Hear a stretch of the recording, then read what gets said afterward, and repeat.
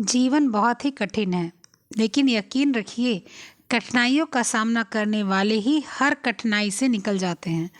Hello hi, सफलता with Aparna में आपका स्वागत है। मैं अपर्णा शुक्ला। कैसे हैं आप लोग बताइएगा। मैं बिल्कुल अच्छी हूँ, खुश हूँ, मस्त हूँ और आप लोग के लिए भी ईश्वर से कामना करती हूँ आप लोग भी खुश हों, अच्छे हों, स्वस्थ हों, पढ़ाई लिखाई कर रहे हों, सर्दियों का आनंद उठा रहे हों और बहुत सारी चीज़ें आपके जीवन में अच्छी अच्छी चल रही हों। आज हम लोग डेली यूथ या कोई क्वेश्चंस यही सब करते हैं, जो कि करेंगे भी, करना अनिवार्य भी है। लेकिन आज से मैंने शुरू किया है प्रसार शिक्षा। हम लोगों ने होम मैनेजमेंट करीब आधा कर लिया है, उसको भी मैं कंप्लीट करूंगी। अब से मैं थ्योरी के साथ साथ चलूँगी, क्योंकि एग्ज़ाम का कुछ पता नहीं है। एग्ज़ाम मुझे लगता भी नहीं इतना जल्दी होने वाला है, ठीक है। तो इसलिए अब हम लोग पूरी तैयारी करेंगे शुरू से। जैसे मैंने होम मैनेजमेंट जितना पढ़ाया है उसके आगे पढ़ाऊँगी। पहले प्रसार शिक्षा ख़त्म करूँगी, उसके बाद में होम मैनेजमेंट जितना पढ़ा है उसके आगे से उसको ख़त्म करूँगी। उसके बाद न्यूट्रिशन साइंस, उसके बाद ऐसे ऐसे सारी चीज़ें पढ़ाऊँगी और साथ साथ में आपकी यूथ भी करती रहूँगी और आपके पीजीटी, टीजीटी, DSSB, एसटेट, आर जो राजस्थान टेट, टीजीटी, सब चीज़ें हम लोग करेंगे। साथ साथ में अगर आप लोग का जो है कमेंट बॉक्स में ये आता है कि पीआरटी का क्वेश्चन आंसर सॉल्व करवा दीजिए, तो वो भी करेंगे। पीआरटी का भी क्वेश्चन आंसर एक आध बीच में सॉल्व कर लेंगे, संडे को या किसी भी दिन ऐसे। तो आज हम लोग प्रसार शिक्षा शुरू से शुरू करेंगे, इसलिए आप लोग को क्या करना है, लाइक करना है और कमेंट करना है। नए हो तो सब्सक्राइब करना ज़रूरी है, पुराने हैं तो मेरी आवाज़ बनकर दूर तक फैलाना है। आपको क्या करना है, शेयर करना है। आप लोग शेयर नहीं करते, देखो कितने व्यूज़ नहीं आते, कितने व्यूज़ कम आते हैं, देखो लाइक्स भी नहीं आते और कमेंट्स भी नहीं आते और सब्सक्राइबर भी जो है ज़्यादा इंक्रीज़ नहीं हो रहे हैं। तो आप लोग को ये सब करवाना चाहिए ना, थोड़ी सी मदद तो करनी चाहिए। चलो ठीक है, शुरू करते हैं। फिर प्रसार शिक्षा का अर्थ, परिभाषा एवं आवश्यकता। कहने का मतलब ये है कि प्रसार शिक्षा का अर्थ और उसका कहाँ से उद्भव हुआ, उसका विकास क्यों आवश्यक था, उसकी परिभाषाएं क्या है, आज हम लोग ये जानेंगे, ठीक है। तो प्रसार शिक्षा का जो फर्स्ट पार्ट है वो काफ़ी बड़ा है, क्योंकि वो प्रसार शिक्षा के इर्द गिर्द घूमता है। पहली बात तो प्रसार शिक्षा का ही मतलब ये होता है कि फैलाव, विस्तार। मतलब जितनी दूर तक आप देख सको उतनी दूर तक शिक्षित व्यक्ति दिखे। अब शिक्षित का मतलब ये नहीं है कि आपको कॉपी किताब की ही बात हो रही है। शिक्षित का मतलब ये होता है, प्रसार शिक्षा की शिक्षित का मतलब ये है कि लोग सेल्फ डिपेंड बने, लोग आत्मसम्मानी बने, लोग कुछ काम कर सके, लोग आगे बढ़ सके, लोग किसी और के ऊपर डिपेंड ना रखकर अपना काम कर सके, कोई बिजनेस करें, ठीक है, पापड़ बनाएं, अचार बनाएं, अपना छोटा मोटा पत्तल का लघु उद्योग खोल सकते हैं, अपना खिलौने का लघु उद्योग खोल सकते हैं, अगरबत्ती बना सकते हैं, अचार बना सकते हैं, पापड़ बना सकते हैं, चंदन बना सकते हैं। तो ये सारी चीज़ें प्रसार शिक्षा में आती हैं, ठीक है। प्रसार शिक्षा का मतलब ही यही है कि जो इंसान है, मानव है, पहली बात तो ये जान जाइए प्रसार शिक्षा गांव के लिए है। अगर क्वेश्चन आता है कहीं भी प्रसार शिक्षा किसके लिए, शहरी क्षेत्र के लिए, ग्रामीण क्षेत्र के लिए, शहरी और ग्रामीण क्षेत्र के लिए, इनमें से कोई नहीं, तो आप क्या लगाएंगे, ग्रामीण क्षेत्र के लिए। नगरीय क्षेत्र के लिए नहीं है, शहरी क्षेत्र के लिए नहीं है, ग्रामीण क्षेत्र के लिए है प्रसार शिक्षा। शहरी क्षेत्र के लिए क्यों रही है, क्योंकि शहरी क्षेत्र में लोग पढ़े लिखे ही बाहर जाते हैं। और मतलब ये मानी बात है, ऐसा नहीं है कि हाँ आप कह दो कि नहीं नहीं मैं तो शहर में रहती हूँ, मेरे बगल भिखारी है, उसकी बात मैं नहीं कर रही। लेकिन एक लॉजिकल बात अगर है तो यही माना जाता है कि शहर में जो लोग 4 पैसे कमाने योग्य होते हैं वही जाते हैं, गांव में वही लोग रहते हैं जो खेती बाड़ी कर पाते हैं, ठीक है। तो इसलिए प्रसार शिक्षा गाँव के लोगों के लिए ही है, ठीक है। लोग कृषि प्रसार के लिए कृषि अच्छे से करा जाएगा, गृह विज्ञान के लिए गृह विज्ञान का अच्छे से किया जाएगा, ठीक है। आपके जो है कोई उद्योग है उस उद्योग के लिए किया जाएगा। मतलब प्रसार शिक्षा बहुत अधिक विस्तृत रूप से शिक्षित कर देना, व्यक्ति को एक खूबसूरत व्यक्ति बना देना। मतलब शकल की बात नहीं कि आप शकल से क्रीम पाउडर लेयर पे लेयर लगा के खूबसूरत बन जाओ, वो वाली खूबसूरती की बात नहीं है। खूबसूरती की बात यह है कि उसकी ज़िंदगी को खूबसूरत बना देना। प्रसार शिक्षा का यही उद्देश्य है ग्रामीण क्षेत्र की, कि ग्रामीण क्षेत्र वाले भाग के शहरी क्षेत्र में न पहुंच जाए, ये प्रसार शिक्षा है। क्योंकि क्या होता है, ग्रामीण क्षेत्र वाले जब वहाँ पर उनको पैसे नहीं कमाने के साधन होते, उनके बच्चों के लिए पढ़ाई नहीं अच्छी हो पा रही है, उनके बच्चे जो है भोजन नहीं अच्छा पा रहे हैं, तो वो सोचते हैं कि चलो छोड़ो, गांव में कुछ नहीं रखा, यहाँ से जाते हैं शहर में और शहर में जाके हम कोई नौकरी करेंगे, कोई काम करें, कोई धंधा करेंगे, फैक्ट्री में लगेंगे, कहीं भी लगेंगे, लेकिन अपने बच्चों के लिए, अपने पत्नी के लिए, अपने लिए पेट भर के खाना तो कम से कम खा सकते हैं। बच्चा ना तो ना सही कम से कक्षा 5 तक तो पढ़ लेगा, उनका ये विचार होता है। प्रसार शिक्षा यही चीज़ को रोकने के लिए कि आप गांव में ही रहकर अपने बच्चे को भी पढ़ा सकते हैं, अपनी पत्नी को, अपने बच्चों को अच्छा खाना, अपना अच्छा कपड़ा भी दे सकते हैं, अपने जीवन स्तर को ऊंचा भी उठा सकते हैं। ये सारी चीज़ों को व्यवस्था कौन करता है? प्रसार शिक्षा करता है। ठीक है, प्रसार कार्यकर्ता इस प्रसार शिक्षा को दूर दूर तक फैलाते हैं और बताते हैं सबको कि प्रसार शिक्षा की आवश्यकता क्या है, प्रसार शिक्षा कितने हद तक अच्छा काम करता है, कितने हद तक किसी के जीवन को सुधार सकता है। यही प्रसार शिक्षा का मुख्य कार्य है। समझ गए? भूमिका समझ गए प्रसार शिक्षा की? मेरे ख्याल से समझ गए होंगे। विश्व में सभी विद्वानों ने मानव के विकास पर बल दिया है। ठीक है, और उनको ये लगा है, उनका ये कहना है कि मानव जो होता है ना, वो बहुत ही अनमोल होता है। मतलब कि वास्तव में मैंने अभी को जो आपके शुरुआत में क्वेट्स बोला, उसमें भी मैंने ही बताया, मानव जो होता है उसके पास बुद्धि है, उसके पास हाथ पैर है, उसके पास खुद का जो है काम करने की क्षमता है। जानवर की तरह आप चेन में बांध के नहीं रख सकते उसको, आप रस्सी में बांध के नहीं रख सकते उसका, आप पैर बांध के नहीं रख सकते उसका, आप जो है सूंड बांध के नहीं रख सकते। ऐसा नहीं है। मानव विस्तृत है, वो खुद में ही प्रसार है, खुद में ही वो अनमोल है, कुछ भी है। अगर आप मानो हो, आप अगर विवेक आपका काम कर रहा है और अगर आपका हाथ पैर काम कर रहा है, तो आप जो है दुनिया भर की चीज़ें आप अपने घर में ला सकते हो और दुनिया भर की चीज़ें अपने घर से बेच सकते हो। इंसान हो तो दुनिया भर की किताबों से ज्ञान ले सकते हो, दुनिया भर की किताबों का ज्ञान आप दुरुपयोग भी कर सकते हो। इंसान व्यक्ति की बात हो रही है, चाहे महिला हो, चाहे पुरुष हो, चाहे बच्चा हो, चाहे बच्ची हो, चाहे लड़की हो, लड़का हो, बच्ची हो, भैया, कोई भी हो। तो जो व्यक्ति है, मानव है, उसके कल्याण के लिए उसको जो है व्यक्ति जो है, उस व्यक्ति को व्यक्ति बनाने के लिए, एक व्यक्ति पैदा हुआ गांव में और उसको कुछ नहीं पता है, वो खाने जीने के लिए तरस रहा है। अब उस व्यक्ति को एक बढ़िया व्यक्ति बनाने के लिए कि उसके जीवन में खुशहाली आ जाए, उसके जीवन में समृद्धि आ जाए, उसके जीवन में धन आ जाए, उसके जीवन में परिवार उसका खुश रहने लगे, उसके लिए प्रसार शिक्षा काम करती है। मानव कल्याण में सबसे बड़ी बाधा है क्या? गरीबी। सबसे बड़ी बाधा क्या है? गरीबी। जब गरीबी बोलते हैं ना, एक कहावत है कि बदनसीबी सही है पर गरीबी नहीं सही है। भगवान बदनसीबी दे दे, गरीबी नहीं दे। भाई देखो, लक्ष्मी जी की कृपा से आपकी सारी बदनसीबी भी कट जाती है, आपकी सारी जितनी भी तकलीफ़ें होती हैं कट जाती हैं। लोग बोलते हैं ना कि पैसे का क्या काम है, वो आप लोग पिक्चर वगैरह में, सीरियल वगैरह में सुनते होंगे, प्यार ही बहुत बड़ा चीज़ है। देखो, कोई प्यार वार बड़ा चीज़ नहीं है। आप अगर नौकरी करने लग जाते हो तो आपकी कदर दुगुना तिगुना 4 गुना 5 गुना 10 गुना बढ़ जाती है। पति की नज़र की तो छोड़ दो, पति तो मतलब अपना ही है, वो अगर आप नहीं भी कमाते हो तो भी प्यार करता है, कमाते हो तो भी प्यार करता है। ठीक है, लेकिन फिर भी हर पति की 100% की बात नहीं करनी हूँ। बहुत से पति ऐसे हैं, अगर पत्नी उनको जो है 4 पैसे हाथ में रख दे, तो वो जब वो शाम को आए ना कमा के, तो वो उसका जूता पॉलिश ब्रश लेके उसके जूते पर उसके पैर में ही पॉलिश करेगा कि हाँ, तुम्हारे उतारने के पहले तुम्हारा जूता मैं झाड़ के रख देता हूँ। बहुत से ऐसे लोग हैं, मैं हर किसी की बात नहीं कर रही, लेकिन हैं बहुत से तो बहुत अच्छे हैं कि वो ये बोलते हैं कि तुम्हें कुछ करने की ज़रूरत नहीं, मैं हूँ ना, तुम क्यों परेशान हो रही हो। और कुछ तो ऐसे हैं जो बोलते हैं कि तुम यहाँ बैठी हो, तुम्हारा खर्चा कौन देखेगा। तो गरीबी बहुत बड़ी चीज़ है, गरीबी बदनसीबी से भी बड़ी चीज़ है। अगर आपके पास हाथ में पैसे होते हैं तो आपकी सास खाना बना के रखती है, जब आप शाम को आते हैं तो बोलती है कि मैंने खाना बना दिया है। लेकिन अगर आपके पास पैसे नहीं है और अगर आप 1 घंटे भी किसी से बात कर लो, किसी के घर चले जाओ, तो बोलेगी कि क्या तुमको कोई काम नहीं है, कोई काम धंधा तो वैसे भी नहीं करती हो, दिन भर तो जो है हमारा बेटा कमा के लेकर आता, हमारा पति कमा के लेकर आता है, और तुम्हें सिर्फ खाना बनाना है, कपड़ा धुलना, उसमें भी तुम्हारा इधर उधर लगा रहता है। तो गरीबी और आपकी जो है बदनसीबी को बदलने का सबसे बड़ा जो है राज क्या है? रुपया है। और रुपया कैसे आता है? शिक्षित होना, जानकारी प्राप्त करना, आपके जो है विचार को अलग बनाना, और ये सारी चीज़ें किससे होती हैं? प्रसार शिक्षा से होती हैं।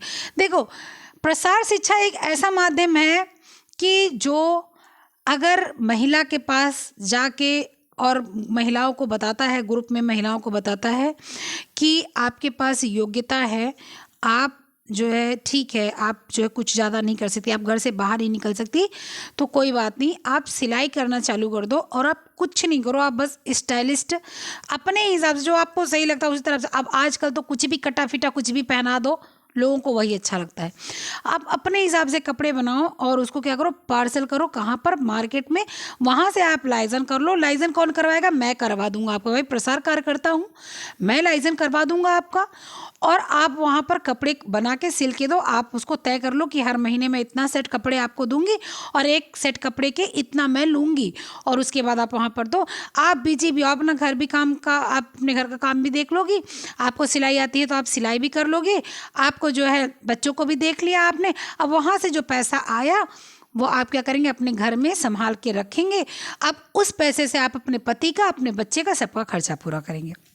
देखो, मैं एक चीज़ हमेशा कहती हूँ, सबसे कहती हूँ, आप लोग से भी कह रही हूँ, मैं मेरे अड़ोस पड़ोस में कोई भी मुझसे मिलता है तो मैं उससे यही कहती हूँ कि महिलाएं जो होती हैं, पुरुष जो होते हैं, जब वो बिगड़ते हैं ना तो वो अपने धन को बाहर खर्चा करते हैं, ठीक है।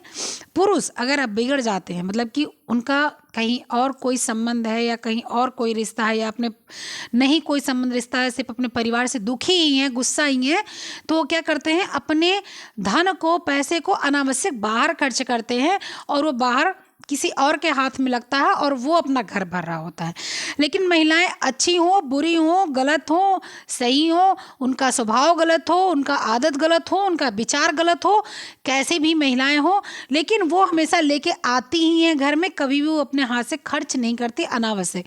चाहे वो अंबानी की पत्नी हो, चाहे आप हो, चाहे मैं हो, चाहे कोई भी हो। अगर किसी दूसरे आदमी ने भी उसको रुपए दिए हैं तो भी वो अपने घर ही मिलाएगी। कोई उसका पति उसको पैसा दे रहा है तो भी उसको अपने घर में ही रखेगी। वो इनफैक्ट शॉपिंग करेगी, कोई फ़र्क नहीं पड़ता, वो शॉपिंग करेगी, फिर भी वो शॉपिंग वाले सामान घर में ही लाएगी। वो जेवर खरीदेगी तो वो घर में ही लाएगी। बच्चों के बच्चों के लिए कपड़े खरीदेगी तो अपने बच्चों को ही देगी। आप इसको सोचो, अपने इर्द गिर्द सबको देखो, अच्छे बुरे सबको देखो। महिलाएं जितने भी पैसे कमाती हैं वो घर में ही लाती हैं, चाहे वो अच्छे तरीके से कमाए, गलत तरीके से कमाए, सही कमाए, बुरा कमाए, जो भी कमाए वो घर में ही लाती। पुरुष बाहर खर्च कर देते हैं जब वो नासमझी वाला काम करते हैं। तो महिलाओं को शिक्षित करने के लिए प्रसार शिक्षा बहुत बड़ी चीज़ है, बहुत बड़ा उसका क्षेत्र है, बहुत बड़ा उसका स्थान है, ठीक है। चलिए ठीक है, अब हम लोग क्या करेंगे, कुछ जानेंगे, परिभाषाएं वगैरह भी सुनते चलेंगे। अब ये आपकी जो है एक मैंने आपका पूरा परिवेश बना दिया प्रसार शिक्षा का, कि प्रसार शिक्षा किस किस तरीके से काम करता है, ठीक है। प्रसार शिक्षा जो है लोगों में हिम्मत देता है, लोगों में चुनौती जो है सामना करने के लिए चुनौतियों का एक रास्ता, एक जरिया बनता है। स्वामी चिन्मया जी ने कहा है जो है प्रसार शिक्षा के माध्यम से जो है, आ जाइए यहाँ पर हम लोग देखते हैं अब क्या है क्या नहीं है। स्वामी चिन्मया जी का कथन है जो कि यहाँ पर अगर देखो तो बिल्कुल सही है कि सामना करो चुनौती का, दृढ़ता से सामना करो। चुनौती का सामना करने से ही समस्या का समाधान संभव है। समस्या से बचकर भागने से समस्या उलझ जाती है, उसका समाधान नहीं हो पाता है। सही बात है। जब अगर मान लीजिए, सपोज दैट, मैं बहुत बेसिक उदाहरण देती हूँ ताकि आप लोग समझ जाएं। सपोज दैट आपने परीक्षा दिया था पिछली बार टीजीटी का 2021 का, नहीं हुआ आपका, बहुत सी लोगों का नहीं, कोई बोलता है 90 नंबर आया था, 85, 86, 88, जो भी ऐसे ही नंबर था। मेरे पास एक लड़की थी, मुझे वो बहुत ही अच्छे तरीके से बात की थी, बोलती थी मैंने पढ़ाई नहीं कर रखी थी, पढ़ाई की भी थी, मन से नहीं की हुई थी, इसलिए मेरा 70 नंबर आया था, लेकिन इस बार मैं पढ़ाई करूँगी, ठीक है। किसी का 1 नंबर से रुका, किसी का 2 नंबर से रुका, किसी का 3 नंबर से रुका, लेकिन अब क्या है, अब आपने उस चीज़ को फेस देखा, उस फेज को आपने उसको फेस किया, आप फेल हो गए, आपको नौकरी नहीं मिली, आपको तकलीफ़ हुई, 1.5 साल आपका तनख्वाह नहीं लगा। अगर नौकरी मिलती, तनख्वाह मिलने लगता, कितना फ़ायदा होता, आपका कद्र बढ़ जाता, आपको बहुत कुछ मिलता, मतलब बहुत कुछ, लेकिन वो नहीं मिला। कोई बात नहीं, आप मनुष्य हैं, महिला हैं, पुरुष हैं, कोई भी हैं। अब आप उस चुनौती का सामना करेंगे, और किया भी, उस चुनौती का सामना किया और अब आप फिर दोबारा खड़े हैं कि जब 2023 में मेरा एग्ज़ाम होगा तो मैं फिर से एग्ज़ाम दूंगी।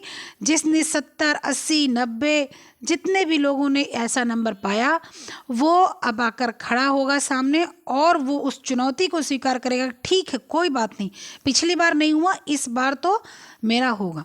तो चिन्मय जी ने यही कहा है कि चुनौती का सामना दृढ़ता से करना, चुनौती का सामना करने के समय समस्या का समाधान करना, समस्या से बचकर भागने से समस्या का समाधान नहीं होता, समस्या सुलझने के बजाय उलझ जाती है। इसलिए समस्या का समाधान समस्या के सामने रखकर समस्या को करना चाहिए। आपको समस्या यही है कि आपका जो है टीजीटी की तैयारी नहीं हो पा रही या नहीं हो पाई थी, इसलिए आपको नहीं हो पाया। लेकिन अब आपने अपनी समस्या का समाधान करने के लिए उसका सामना तो किया ना। आखिर आप लोग यहाँ पर आई हैं तो आप एक दृढ़ता तो लेकर आई हैं, आपने चुनौती को स्वीकार किया है कि कोई बात नहीं, इस बार फिर से आई हूँ। तो ये क्या है, ये एक बुद्धिमान मनुष्य का एक जो है फेज है, एक बुद्धिमान मनुष्य का एक ये है। तो ये चिन्मय जी ने इसको बोला था। ठीक है, स्वामी विवेकानंद जी क्या लिखते हैं? स्वामी विवेकानंद जी लिखते हैं कि देखिए, स्वामी विवेकानंद जी क्या लिख रहे हैं कि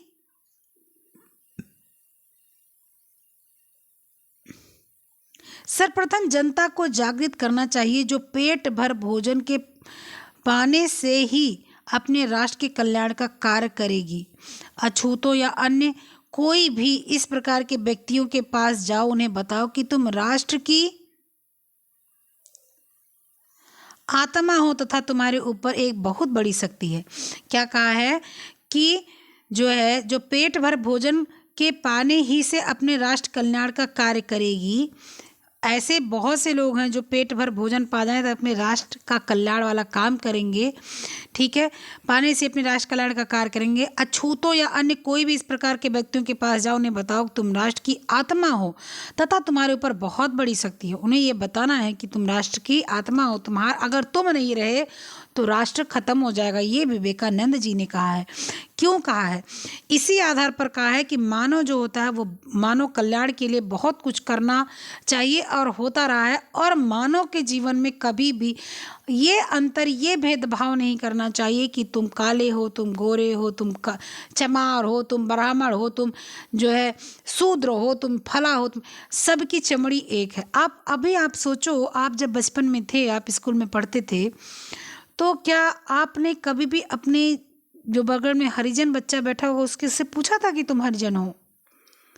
और नहीं, मैं तुम्हारे टिफ़िन से नहीं खाऊं, मैंने तो नहीं पूछा था। मेरी एक बहुत अच्छी दोस्त थी, मैं यहाँ पर नाम भी ले लूँ, हो सकता सुन भी रही हो, बहुत दिन से मेरे साथ जुड़ी नहीं है, कम से कम 10 साल से, लेकिन फिर भी मैं नाम लूँगी। मेरे साथ थी एक खुशनुमा खान, मेरी एक दोस्त। अब सोच लो, मैं ब्राह्मण हूँ, ठीक है, अपर्णा शुक्ला, वो खुशनुमा खान, 4 भाई 1 बहन, बहुत मानती थी। मतलब अगर फ़ोन करे, अपर्णा स्कूल आ रही हो? नहीं आ रही हूँ, ठीक है, तो मैं भी नहीं आ रही। तो ये ऐसी दोस्ती थे हम लोग। वो ईद वगैरह होता था ना, तो वो मिठाई लेकर आती थी, देती थी मुझे, तो मैं घर नहीं लेके आती थी, क्योंकि मैं सोचती थी ऐसा ना हो घर पे लेकर जाऊं और मेरे घर में किसी को अच्छा ना लगे। तो कभी मेरे घर में मना नहीं किया, क्योंकि मेरी माता जी भी अध्यापक थी, मेरे पिताजी भी। भाई जो नौकरी कर रहा है वो मुसलमान, चमार, हिंदू, ब्राह्मण, ठाकुर करने से लाभ क्या होगा भाई? अगर शूद्र है कोई, हरिजन है कोई, चमार है कोई, तो क्या उसके चमड़ी बदल जाती है? कुछ नहीं होता। क्या जो है ब्राह्मण काले नहीं होते? क्या हरिजन गोरे नहीं होते? तो जो है स्वामी विवेकानंद जी ने यही कहा है कि कभी भी किसी के रूप को देखकर, किसी के जात को देखकर कभी भी ऐसा व्यवहार नहीं करें, क्योंकि हम मानव हैं। हमारा विकास एकदम इस प्रकार से होता है कि बुद्धि एकदम टॉप पे हमारी बुद्धि है। पैर में क्यों नहीं है? पैर में ब्रेन हो सकता था, लेकिन है तो एकदम ऊपर। तो जब सबसे सर्वोपरि हमारा दिमाग ही सबसे ऊपर रख दिया गया है, तो इसका कुछ जो है यूज़ करके और अपने मानव जाति के लिए काम करना चाहिए। प्रसार शिक्षा उच्छा सब यही है कि भेदभाव मिटा दो, आत्मनिर्भर बना दो, यही सारी चीज़ें प्रसार शिक्षा है। ठीक है, इसके बाद में स्वामी विवेकानंद जी का दूसरा ही कथन क्या है कि आइए स्वामी विवेकानंद जी का ही दूसरा कथन हम लोग सुनते हैं।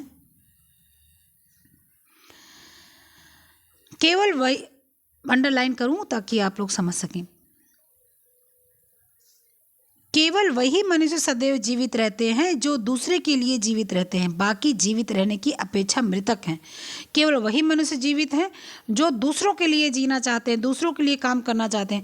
जो सिर्फ अपने लिए जीते हैं ना, वो जीते तो हैं लेकिन वो मृत्यु के समान, यानी कि वो लाश के समान, वो 100 के समान है। देखो, आपको जैसे मालूम, मैं पढ़ा रही हूँ, मैंने आपसे कहा है, मैंने बहुत लोगों मेरे पास फ़ोन किए हैं, दीदी आप कभी पैसे लोगे? मैंने कहा बिल्कुल नहीं लूँगी। क्यों पैसे लूँगी? मेरे पास इतना ईश्वर ने मुझे दिया है कि मुझे किसी और से पैसे क्यों लूँ मैं?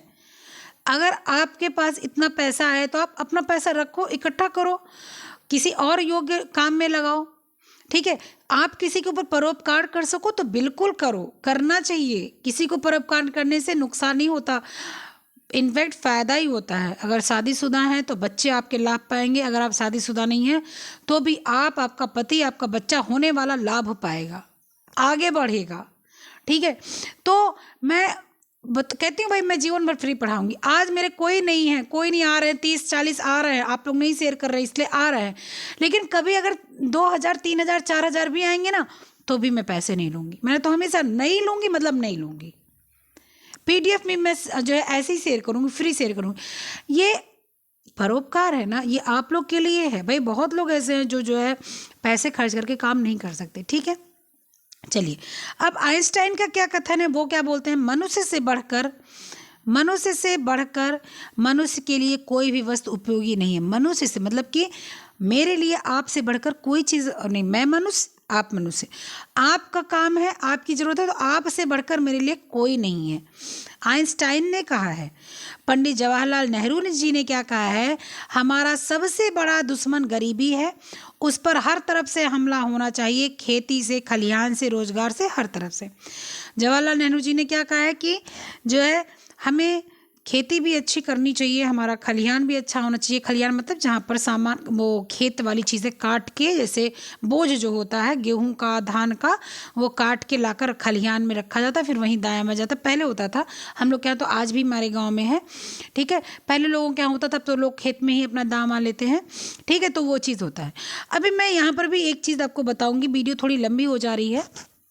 मैं आपको एक चीज़ यहाँ पर भी बताऊंगी। आज के समय में पंडित जवाहरलाल नेहरू जी ने कहा था, आज के समय में क्या है, आज के समय में गरीबी भी है, प्रत्यक्ष उसकी बात कर रही हूँ मैं।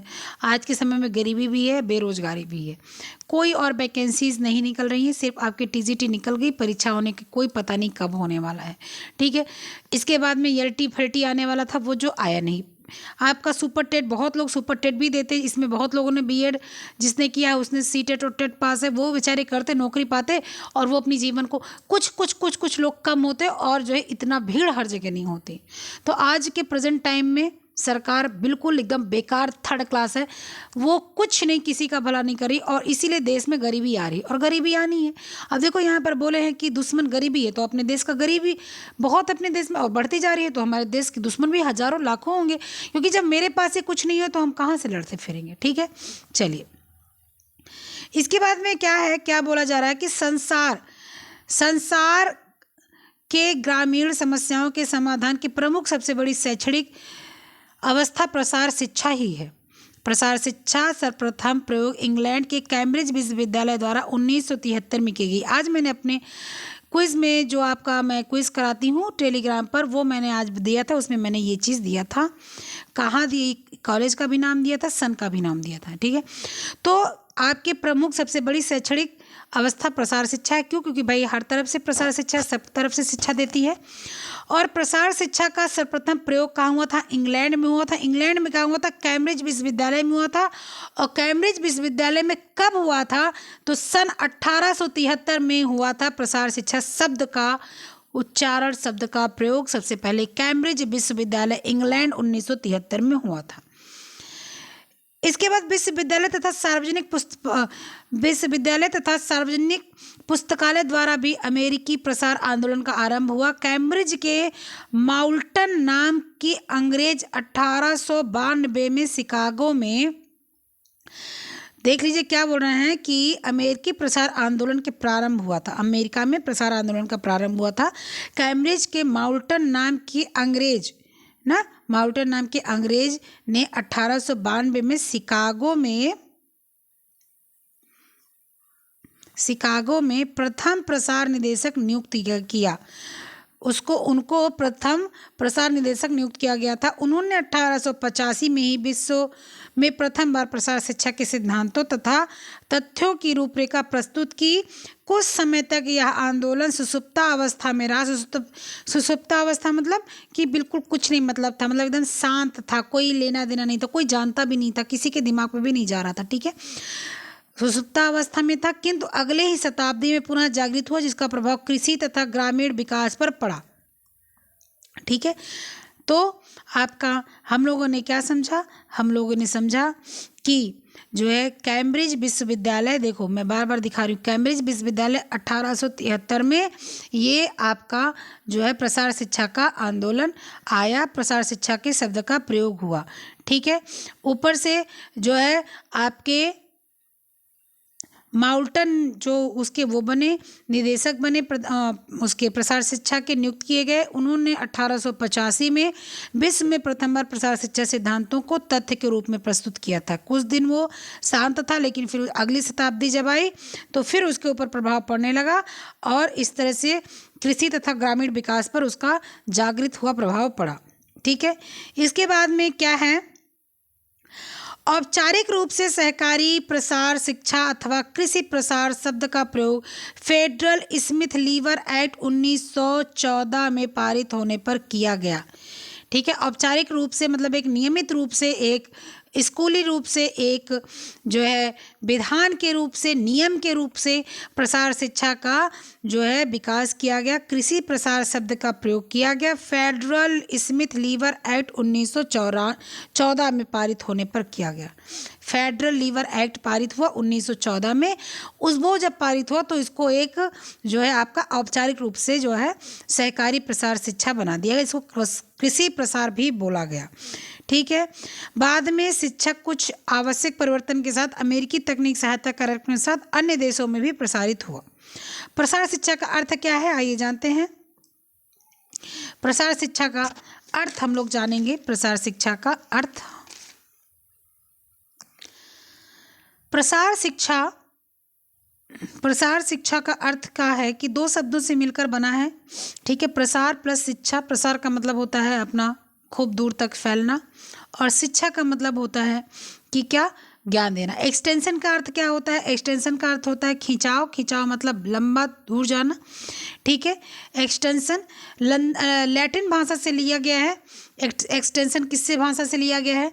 एक्सटेंशन आपका जो लिया गया है, ठीक है, मैं एक्स लिख रही हूँ, आप समझिएगा। एक्सटेंशन लैटिन भाषा से लिया गया है।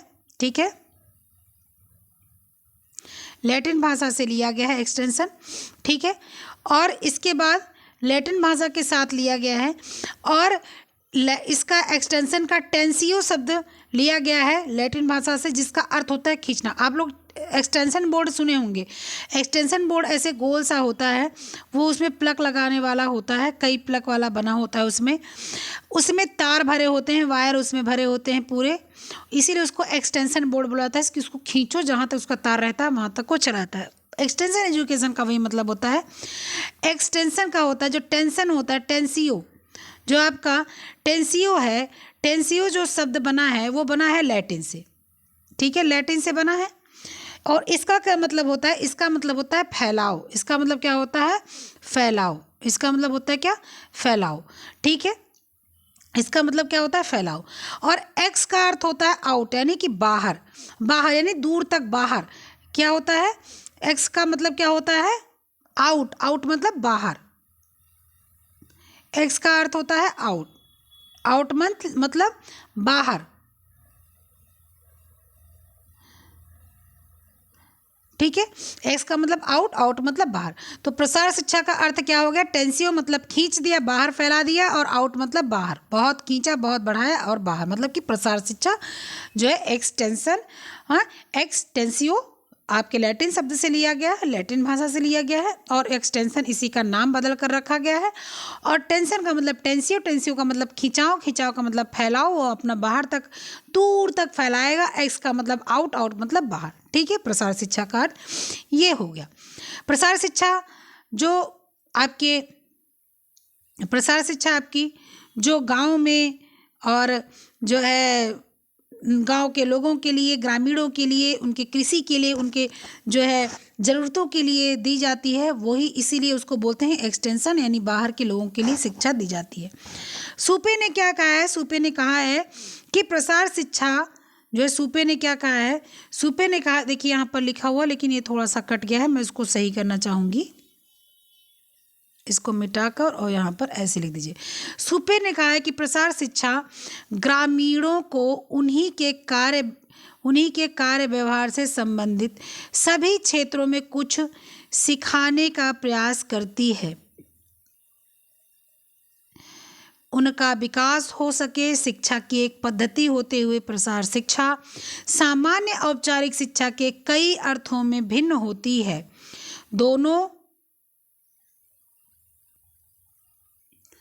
दोनों शैली एक ही शिक्षा पद्धति में कुछ मूलभूत असमानताएं हैं। दोनों शैलियों में, कौन सी शैलियों में? आपके इसमें बताएं कि सिखाने और सीखने का प्रयास करती है, ठीक है, कुछ सिखाने का प्रयास करती है तथा कुछ सीखने का प्रयास करती है। शिक्षा की एक पद्धति होते हुए प्रसार शिक्षा सामान्य औपचारिक शिक्षा से जो है कई अर्थों में भिन्न है। दोनों शैली शिक्षा पद्धति अलग अलग है, ठीक है। औपचारिक शिक्षा और अनौपचारिक शिक्षा, प्रसार शिक्षा अनौपचारिक शिक्षा है, तो ये दोनों शैलियाँ जो हैं वो अंतर है दोनों में। एक जैसी ही है, दोनों शिक्षा ही है, दोनों को ज्ञान ही देना है, लेकिन दोनों शैलियाँ अलग अलग हैं। अनौपचारिक शैली है, औपचारिक है। आपको मैंने एक टाइम दे दिया, 4 बजे मैं आपका क्लास डालूंगी, आपको 4 बजे आना है। अगर आप नहीं आए तो मैं प्राइवेट कर दूंगी। वो एक औपचारिक रूप से आपको पढ़ाना हो गया, ठीक है, औपचारिक रूप से। लेकिन अगर मैं कभी भी डाल दे रही हूँ, ठीक है, मैंने 3 बजे डाल दिया, आप 3 बजे देख लो, आप 3:30 बजे देख लो, 4 बजे देख लो, 5 बजे देख लो, कल देख लो, परसों देख लो, नरसों देख लो, कभी भी देख लो, तो क्या होगा? ये अनौपचारिक विधि से आप पढ़ रहे हो। स्कूल आपका औपचारिक विधि है कि आपको बच्चे को आपको 7 बजे वहाँ पहुँचाना है, अन्यथा गेट बंद हो जाएगा, तो बच्चा औपचारिक विधि से शिक्षा ले रहा है, ठीक है। लेकिन अगर मुझे किसी को सिखाना है, जैसे मान लीजिए मैंने, आपने बगल में कोई है और उसको बोल रहा है कि सर्दी में स्वेटर बनाना है, कोई डिज़ाइन बता दो, तो मैं उसके पास, उसने मुझे कई दिन बुलाया, ठीक है, मैंने कहा अच्छा ठीक है, मैं आज आपको बताऊंगी।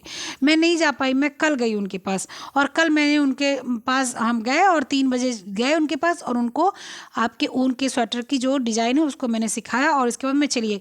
वो क्या है? वो अनौपचारिक विधि है, क्योंकि कोई टाइम नहीं था, कोई समय नहीं था, हम उनके वहाँ गए, जब भी गए तब भी वो आकर लेकर बैठ गई, मैंने उनको सिखा दिया, उसके बाद हम अपने घर चले आए। तो दोनों शिक्षा ही देना है, लेकिन अलग अलग विधि से, ठीक है। चलिए नेक्स्ट क्या है, आइए देखते हैं हम लोग आगे क्या हम लोग आज पढ़ेंगे, इसी में अभी आगे चलते जाएंगे। प्रसार शिक्षा लचीली है और नमनीय विद्या है, जो स्थानीय आवश्यकता के अनुरूप अपना रूप बदल लेती है। प्रसार शिक्षा लचीली है, नमनीय विद्या है, जो स्थानीय आवश्यकता के अनुरूप अपना रूप बदल लेती है। कई बार क्वेश्चन आता है ना, प्रसार शिक्षा कैसी है? प्रसार शिक्षा लचीली है। लचीली मतलब कि वो फ्लेक्सिबल है, आप किधर भी आप उसको मोड़ सकते हो, आप यहाँ भी दे सकते हो, वहाँ भी दे सकते हो, आप सवेरे 8 बजे भी दे सकते हो, शाम को 3 बजे भी, 4 बजे भी दे सकते हो, 3 बजे दे सकते हो, 2 बजे दे सकते हो, 1 बजे दे सकते हो, आप कभी भी दे सकते हो। तो प्रसार शिक्षा क्या है? लचीली है। नमनीय है, नमनीय मतलब कि उसमें सब कुछ नया है। प्रसार शिक्षा एकदम अच्छी है, प्रसार शिक्षा बिल्कुल लचीली है, ठीक है। तो सॉफ्ट है, लचीला और नमनीय दोनों एक ही चीज़ है। सॉफ्ट है, लोचपूर्ण है प्रसार शिक्षा, ये अपना रूप बदल देती है आवश्यकता अनुसार, ठीक है। स्थानीय विशेष, स्थान विशेष का विकास सोपान तक पहुंचता जिस सोपान तक पहुंचता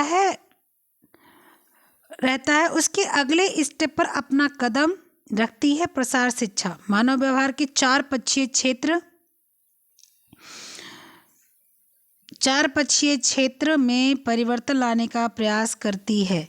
परिवर्तन, यहाँ पर परिवर्तन होगा, ठीक है, यहाँ पर लिखकर परिवर्तन, ठीक है, परिवर्तन लाने का प्रयास करती है।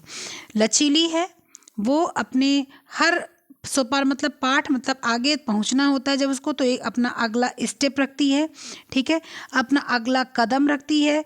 प्रसार शिक्षा मानव व्यवहार की शिक्षा है, इसके 4 पक्ष हैं। 4 क्षेत्रों में परिवर्तन लाने का ये कोशिश करती है। 4 पक्ष कौन से हैं? प्रथम पक्ष लोगों और ज्ञान जानकारी परिवर्तन। दूसरा पक्ष लोगों के काम करने के कौशल और धन यानी तरीके का। तीसरा लोगों की मनोवृत्ति और महसूस की गई बातों में परिवर्तन। चौथा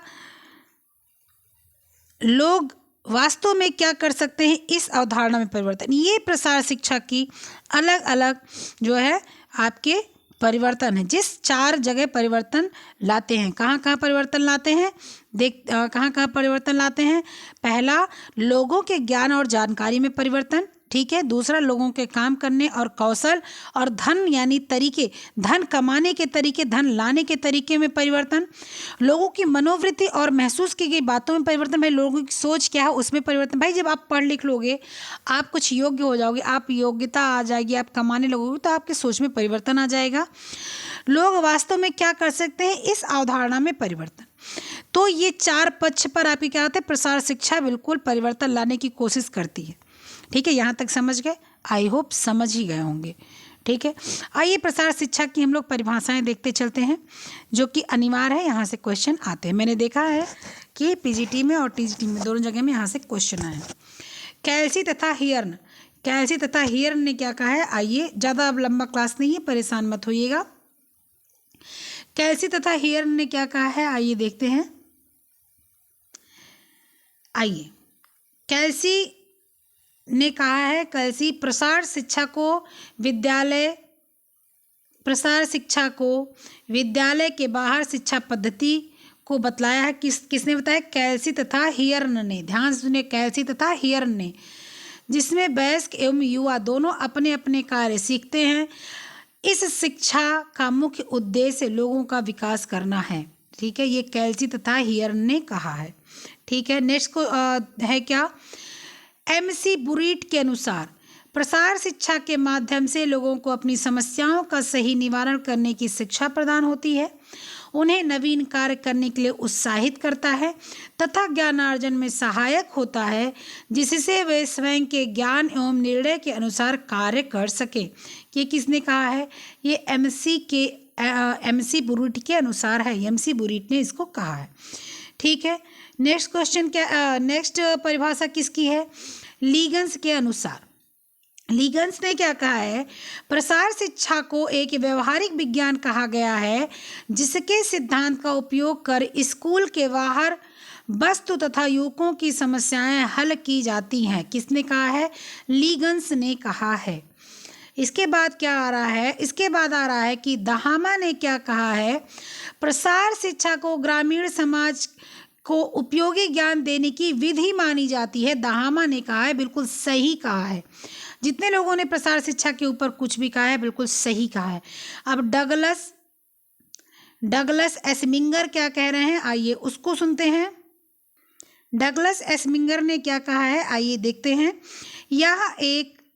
यह एक शिक्षा है जिसका प्रयोजन उस दृष्टिकोण को परिवर्तित करना है जिससे कार्य किया जाता है। डगलस एस्मिंगर ही डगलस फोर्ड फाउंडेशन प्रतिनिधि भी थे। डगलस फोर्ड फाउंडेशन था, उसके प्रतिनिधि थे डगलस एस्मिंगर।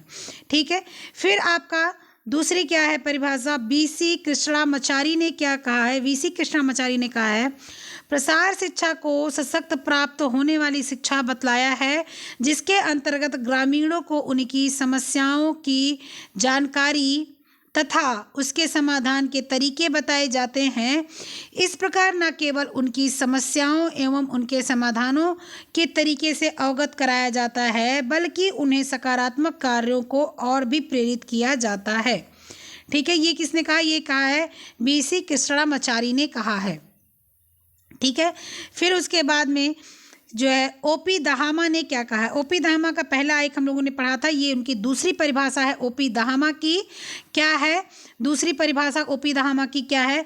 प्रसार कार्य एक औपचारिक व अनौपचारिक शिक्षा है, जिसका उद्देश्य ग्रामीण और शहरी लोगों को भी अपने भौतिक, आर्थिक व सामाजिक कल्याण में व्यक्तिगत एवं सरकारी प्रयासों के माध्यम से निरंतर सुधार लाना है। ठीक है।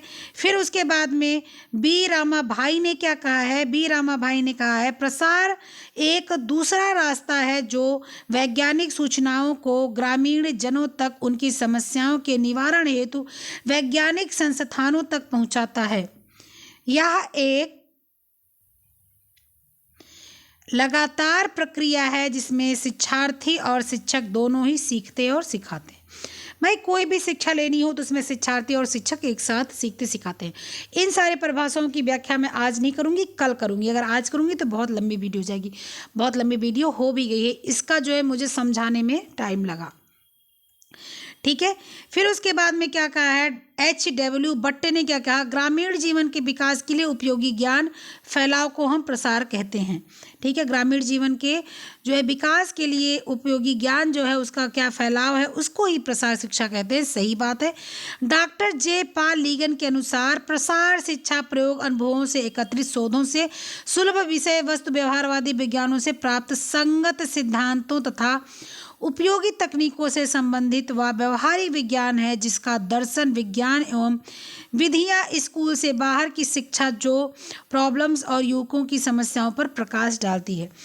प्रसार शिक्षा जो भी है वो यही है, सबका कहने का मतलब यही है कि प्रसार शिक्षा सबकी समस्याओं को हल करती है, सबके आत्मसम्मान को देती है, स्कूल के बाहर की भी शिक्षा है। प्रसार शिक्षा सबको कोई ना कोई काम देती है, ऊंचा उठने के लिए जिम्मेदार होती है, ऊंचा अच्छा जीने के लिए जिम्मेदार होती है। प्रसार शिक्षा के माध्यम से लोग अपने अपने परिवार के, अपने आस पड़ोस के जीवन को बहुत बहुत बहुत बेहतर बना सकते हैं। सारी परिभाषाओं का एक यही अर्थ कुल मिला के है, ठीक है।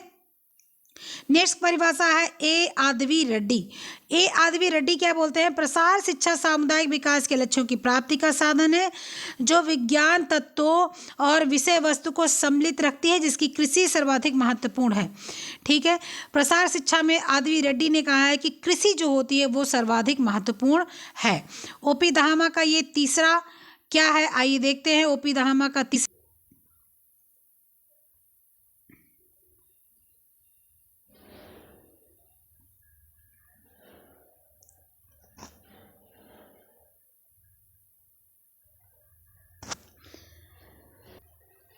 चलिए ठीक है। अब